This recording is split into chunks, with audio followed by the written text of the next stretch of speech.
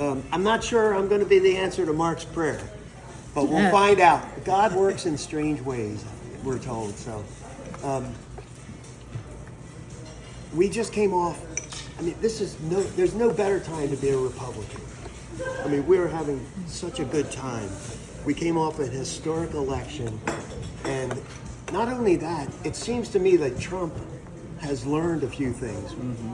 He's starting to appoint people that really give me confidence that the business as usual is not going to continue. So I'm very optimistic about where we are. The thing that also surprises me is that I don't think anybody would have anticipated that RFK Jr. would be in Trump's administration, or that Tulsi Gabbard would be, or that Elon Musk or Joe Rogan would endorse. I listened to Joe Rogan for a long time. He was no fan of Donald Trump. And just before the election, he endorsed him. So it gives me a lot of hope because he's showing us what's possible, especially if we try to find common ground with people. So let me say thank you to the club for allowing me to speak. I really appreciate it. Thank you, Gail. You're welcome, Scott. I have 4 guests today, and if you don't mind, I'll just give you a little background about them. In order, alphabetically, Fred Forsyth, we go back to college. Fred is the friend of mine who has probably introduced me to more ideas. Seriously, I'm truly grateful for him. Yeah. Ben Frederick is a Cathedral elementary school classmate of mine. Didn't really know him well back then, but I got to know him in the last 5 years. He was my campaign manager, and I'll get into that. But Ben's also he's been a driving force, if not the driving force, with Renew Baltimore. And Renew Baltimore was the ballot initiative to reduce our property taxes. It did not get through, died in the courts, but Ben managed to get over 23,000 signatures on the petition, and he did a hell of a job. KJ McKenzie, I met KJ on the Baltimore City Central Committee. Say hi. KJ is the host of a podcast called Pop and Politics. I don't know what your viewership is now, but it's big. And it's crazy because we as Republicans can get our message out using these non-traditional media. So thank you for that. And Giovanni Patterson, does everybody know Giovanni? Yeah. Okay, he's had his hand in everything. He brought to us term limits in 2022. He almost got the city council shrunk. Honey, I shrunk the city council. Yeah. But they obviously cared a lot about that. They really pushed back. He and his wife they sued the city school system because of its poor performance. And he's run for office, city council president, right, in 2020, and did better than I think any Republican's done in a long while. So, me, I'm a Baltimorean. I mean, I'm born and raised here in Baltimore City. I love the city. Back when I was born on Woodburn Avenue in 1958, we had double the number of people living in the city. And we were an economic powerhouse. And since then, it's just continued to decline. And I can't say that it's all the Democrats' fault, but they've been running the city for quite a while. So I got active in politics in 2022, and Ben was my campaign manager. I just started out becoming an election judge, or looking into it. Then next thing you know, I was on the Central Committee, and the chairman persuaded me to run for the House of Delegates. I didn't really want to do it. My heart's in the city, not really with state politics. But I did it. So glad I did, because I learned a lot, and I'll tell you about what I learned. But can I just get a show of hands? How many people actually live in the city now? Okay, so more than half, right? And the people that don't live in the city, did you live in the city and move? Anybody that fits that bill? I lived in the city a long time ago. Long time ago, and you've moved out. I live in Philadelphia, it doesn't. How many people here consider themselves to be common sense people? Like you identify as common sense? I mean, I do. Does anybody not? Is anybody? No? Okay. And the last question for you is like, when you're competing or playing a game, who wants to win? Is there anybody that doesn't want to win? I mean, I want to win. Fair and square, you know, we're playing by the rules, but fair and square. So I'm going to use that as a framework for what I'm about to propose. But what I learned in the city, that we're running for office in the city. Maryland's a blue state, right? Baltimore City is in a league all its own. Baltimore City is not a blue state, it's a Democratic monopoly. And I think you have to go back into the 60s to see find the last Republican that was elected. I think it was McKeldin for mayor. Is that right? Okay. And I think you have to go even further back to the 40s for city council. So we've been shut out for over 50 years. And over that time, the city has declined significantly. So I learned that, and I also learned that people in the city don't like Republicans. Things Republican. So it was bad, and it was a rude awakening to me that people would judge me because of my party affiliation.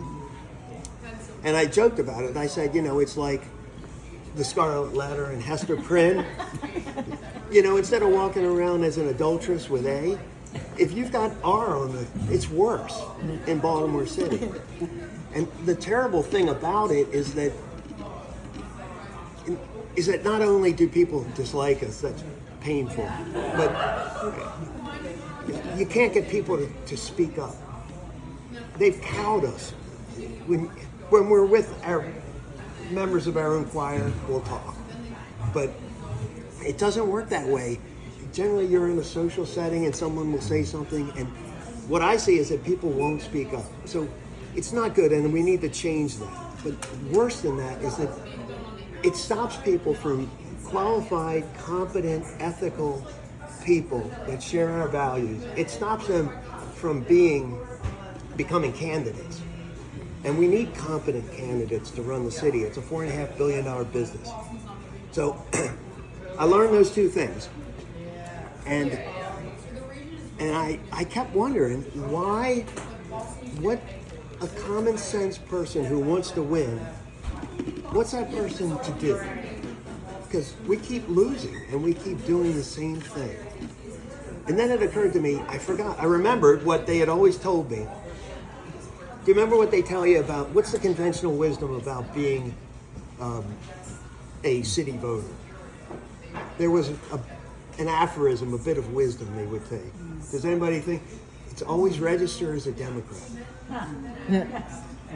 My dad told me, he said, Scott, you want to register as a Democrat? I was like, Dad, I'm not a Democrat. He said, you register as a Democrat. And why? It's like, well, because the city elections happen at the primary. And generally speaking, the Republicans don't have candidates. We ran 2 or 3 people for this last cycle. And so you can't really vote for anyone, and it doesn't matter anyway, because whoever wins the Democratic primary wins the general election. Is that fair to say? Yes. Okay. So, what's the other thing about that? I'm trying to remember what. Okay, so you're a Democrat. Oh, of course. So we have, I think, 398,000 registered voters. At least that's what's on the voter roll. 25% of those people are registered as Republicans or independents. And so those people are basically throwing away their vote. They have no voice. They have no say because they can't vote in the Democratic primary. And if you look at the numbers on these elections, I think you'll find that some of them are very close. And so I was talking to Ben, and we were saying, well, how can we do something where we can actually improve the city by getting competent people that share our values elected? I don't think it's going to be doing the same thing we've been doing over and over and failing. So I think what we need to do is encourage people to, as strange as this might sound, encourage people to register as Democrats and to be able to vote in the primary election. That wouldn't be enough if that was all we were going to do, but we've got other things to do. But I thought, okay, if I'm going to recommend this to people, I've got to do it myself. So, and I did. I went online, it took 2 minutes. I changed my party registration from Republican to Democrat. Easy peasy. My youngest daughter, Maria, she said, "Dad, you know what you are?" And I said, "What?" And she said, "You're a dino." I'm a dino, a Democrat in name only. And the reason I say that is that this is what I wrote when I was joining the city Central Committee for the Republicans. Why I, Scott D. Graham, run as a Republican. I choose to align with the Republican Party. I believe the Republican Party's stated philosophy and goals more closely align with my values and beliefs. I stand for the possibility of strong families, strong communities, strong state, strong country. Civil liberties and constitutional protections. Equal application of the law. Greater transparency, reducing corruption and abuse of power. Everyone having the opportunity to improve the quality of his or her life. Proper stewardship and competent management of our communities, cities, states, and federal governments. That's still me. It's like, I'm no different. I just have a different voting affiliation at this point in time. There's nothing underhanded about this. These are the election rules. You're allowed to change your registration as often as you want. And for those people that want to remain anonymous, you can do it because they can't measure I don't think they capture how many times you've changed. It's a snapshot at any one point in time. They usually do it way in advance of the election and then after the general election. I would recommend for people that care about how that label reads to do it before the primary, vote in the primary, and then take it right back. Just a little temporary indigestion, perhaps, to be considered a Democrat in name only. So it wouldn't be enough if that was all I was going to recommend. But I was talking to Ben, and I think what we need to do is find better candidates to run against the Dems and work in their system. It's only their system.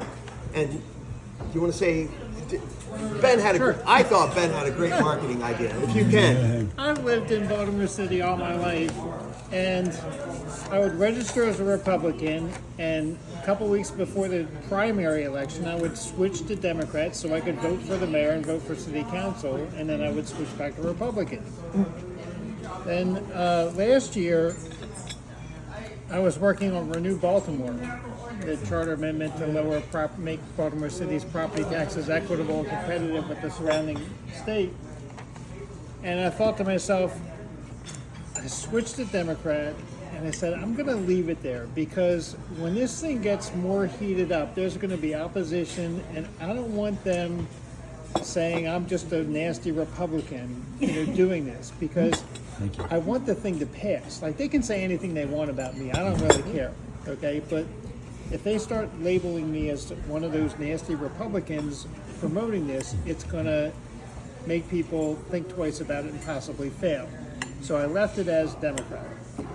And Scott and I were talking, as we said, we were talking about this whole idea of, I've been going to some of the Baltimore City Republican Committee meetings, and they've been talking about trying to recruit people to run for a city office in Baltimore City as Republicans. I'm like, that is the dumbest strategy ever. Now, me, I have to tell you, I'm a very practical person.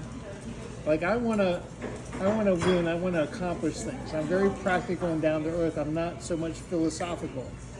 If you want to have conservative people in Baltimore City, elected officials, you got to run as a Democrat.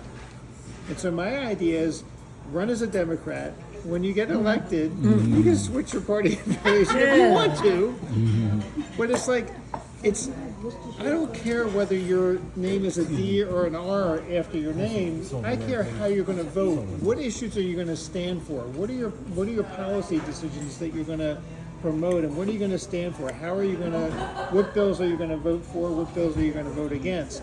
I don't care whether it's a D or R after your name.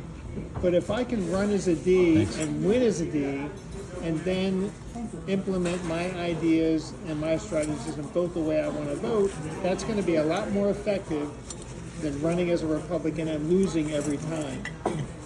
I was just looking at the results of the primary election for the city council in Baltimore City. These people are winning with between 2,500 votes and 6,000 votes in a city council district. That's all you need is 3,000, 4,000 votes to win a city council seat.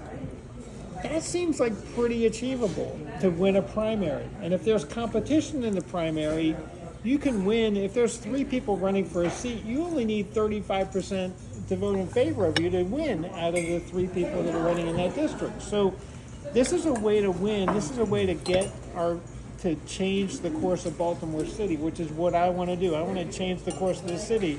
I don't care if there's a D behind my name or an R behind my name. I'm still Ben Frederick. I still stand for what I stand for, and that's all there is to it. So we were chatting the other day about it, and I said, you know what we need to do, Scott, is we need to start the Willie Don wing of the Democrat Party. Okay? The Willie Don wing of the Democratic Party in Baltimore City is going to stand for people that want to promote growth in the city, they want to promote development in the city, they want to promote reasonable tax rates, they want to promote the kind of things that we believe in. And that's a way for us to accomplish our goals in terms of the results that we get, regardless of what comes after our name. Exactly. So, okay, now I ask you guys, what do you think? We need to find out what's wrong with this idea. Like, I really, please hit us with anything you got. Tell us what, if you think it's good, bad. If he does it, or if I did it, and I made a six. But if we do it, everybody's going to know we're Republican anyway. You know? No. Yeah. Oh yeah. So, I mean, you might propose things that so you win the primary. Yes. I mean, you could just say, okay, but you're going to know that based upon what you're proposing, that you're a Republican anyway. But the thing is, I think it doesn't hurt to have people who are running and losing, because they can have a great influence if they really, we were doing a lot better as a Republican Party when I was involved in the directive. I served under 2 different people as the first vice chairman, and more often than not, I was just the chairman. And that was after I came back from overseas, and finally, government service. And anyway, it was, we were doing a lot better, lot better. But What year was that? that was between 19. It's in the 80s. Yeah, it would have been about 80, in the mid-80s through early 90s. And I served on the State Environmental Commission, and I served in all kinds of different roles as a Republican. And, you know, a lot of people were kind of, you know, I mean, it takes a long time for it to happen, but it didn't happen. For a while there, it was really beginning to happen. And Okay, so Dick, if I can we respond. registered voters like crazy. And we really registered voters like crazy. How many elections did you win in the city? We had, Did you win any elections in the city? we didn't win any elections in the city, but we were influential. Nobody gets a prize for second place. That's the thing. Yeah. So I thank you for saying I disagree that. with you. I know. Yeah. Yeah, we did influence some things that happened in the city government. No doubt. No doubt. I think we're at a place where we need to make a choice. Do we want to continue to do the same thing that we've been doing, or do we want to try something that could win? I want to say this. I'm registered as independent, and it often bothered me that I could not vote in the primary, and I've never understood why. But that's a very good idea and tactic that you have. If it's as simple as that to switch, I think that's an excellent idea. Right, and you'll still be an independent because you decide what you don't have to go The label. with any. Yes, so Gwen? Yes. So Gwen said that she's a registered independent. She was frustrated that she was not able to vote in the city primary. So I think That's the she's way to do excited it. about it, yeah. Oh yeah, that's the way to do it. It's illegal, evidently. It's the way our system's set up, so yeah. So play with it. Yeah, Yeah, I registered as a conservative, and I went to vote in the primary, and they wouldn't let me because there was nobody from the Conservative Party. you running. lost your voice, yeah, I know. And I think we need to know what the rules are and play. We're not gonna change the rules. KJ, So you know I disagree with you. of course. Yeah. Yeah. So great you guys Doing came, that, yeah. doing that. But I was going to respond to you. Okay. I mean, the way your issue, that's not the way to do it. The way to do it is to change the city charter. Is that right? To try to change the way that That's state law. Oh, it's state law. No, actually, it's not state law. It's actually the way each party does it. So it's a party thing. Okay, but you can only vote in the primary if you are part of that party. Okay. So Republicans could technically open it up. on They their did own. one year. They did like 10 years ago. And then they never did it again. Okay, but I have a big issue with what Scott is saying, and so first let me start off by saying this. So I'm a Baltimorean. I've lived in Baltimore all of my life. I recently moved, but my family is born in Baltimore. They've lived in Baltimore, and they're all liberals. So most of my family are liberals. I'm kind of like the pariah in the family. But I say that to say this Thanksgiving, I have a young cousin, and her daughter just turned 18.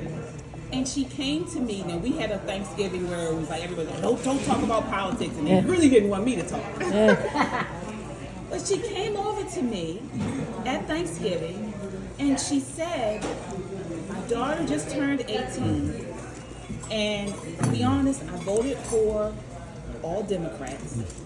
But she said, I didn't want to, but I didn't know the issues.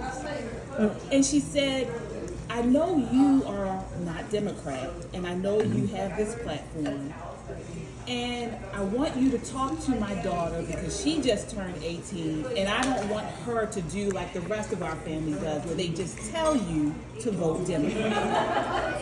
So I don't think the answer to this is changing party, especially long term. That gets rid of the You don't mean Republican long Party. term, do you? You don't mean long term. It does mean long term because in actuality, In actuality, you're saying you're not gonna. The marketing of the Republican Party needs to change. We need to change candidates that run. We need to run good candidates. Number two, we need to get out into the actual community and let them know that conservative issues are the answer. And number three, we need an organization such like Black Girls Rock, an organization that actually claims they have no partisan connections, but they actually are partisan. So Black Girls Rock is in Baltimore City. They are supposed to be nonpartisan, but they only advocate for Democrat candidates. We need an organization like that gets to the grassroots, talks to high schools, goes on the college campuses, is so on name only nonpartisan, but actually talks conservative values.